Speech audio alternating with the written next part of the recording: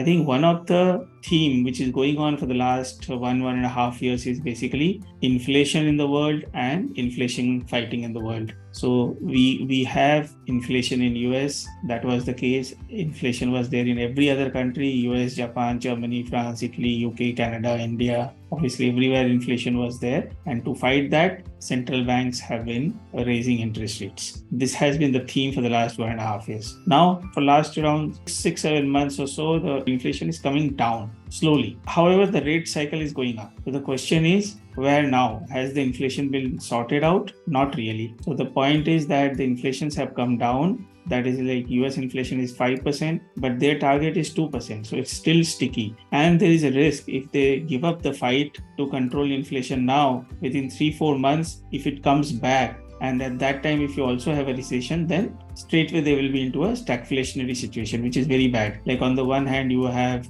growth coming down, unemployment increasing, and at the same time, inflation is back. So they will continue their war till it comes to possibly 2% or 3% or very surely controlled. And that is the case with almost every country. As Samir was pointing out, inflation continues to be a theme, but inflation was a primary driver for the past 1.5 years. But now in the past few months, it has taken a back seat, primarily after this US banking crisis has happened. So to fight inflation, obviously interest rates rose everywhere. And in fact, the Federal Reserve just even now is continuing to talk about rate hikes. And more importantly, they also have sort of trying to reverse some of the money printed, meaning the liquidity that they've inserted into markets after COVID, massive liquidity. They were trying to now withdraw that liquidity back. So in fact, it started from last September in 100 billion per month kind of a pace. And the balance sheet size, as the graph shows here, the balance sheet size, which is $8.9 trillion it used to be, it came down to 8.3 trillion. That means it was almost a $600 billion of withdrawal happened. But then the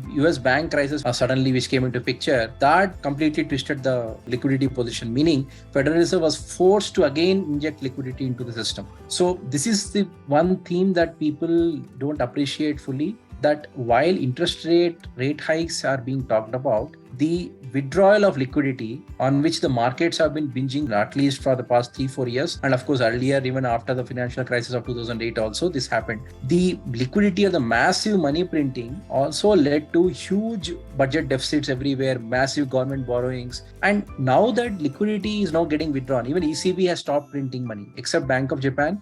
Nobody is now talking about money printing, right? So this is one of the reasons, along with rate hikes, that suddenly you will see pockets of panic, which happened like what happened a couple of months ago in terms of the bank crisis. This is one factor. And the 10-year US yield is reacting to all of these developments. So it went up sharply as Federal Reserve was hiking. Then when inflation topped out, the 10-year yield came down. And now again, it has come down significantly because there was a fear that, the bank crisis will spill over and forcing the Fed to cut very quickly. All those fears now are dissipating. So again, the interest rates are slowly going up again. So the point is, these interest rates have been also going high and therefore helping the dollar. Now that interest rates are stable, dollar also has become a bit weak. Now that is where we stand right now. So this is just to give you the background. The whatever excess that have happened in the past few years, sort of withdrawn by the Fed, but whether they will be able to do anything further is a question, because the potential for crisis has increased. As you can see what happened, that whole Silicon Valley Bank collapse, and it was completely unexpected.